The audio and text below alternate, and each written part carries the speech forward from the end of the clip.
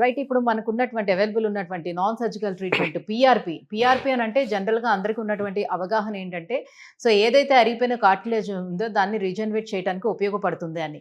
ఈ మెనిస్కస్ స్టేర్స్‌కి ఏ రకంగా ఉపయోగపడుతుంది? సో ఇప్పుడు మెనిస్కస్ స్టేర్ ఉంది, లాకింగ్ లేదు, పెయిన్ ఉంది, ప్లస్ ఇతరత్ర అంతా బాగానే ఉంది. మెనిస్కస్కి పిఆర్పి ఎక్సలెంట్గా పనిచేస్తుంది. మెనిస్కస్ స్టేర్కి ఆర్ మెనిస్కస్ స్టేర్ ఉన్నా లేకపోయినా నొప్పి ఉందంటే ఆ నొప్పి స్ట్రక్చర్ వేరేది ఉండొచ్చు. కొలేటరల్ లిగమెంట్ అయి ఉండొచ్చు, కార్టిలేజ్ అయి ఉండొచ్చు, ఆర్ మజిల్ అయి ఉండొచ్చు. ఈ మజిల్స్, ఈ 3 స్ట్రక్చర్స్ కూడాను హీలింగ్కి, అవి తొందరగా హీల్ అవ్వడం కోసం పిఆర్పి చాలా బాగా పనిచేస్తుంది.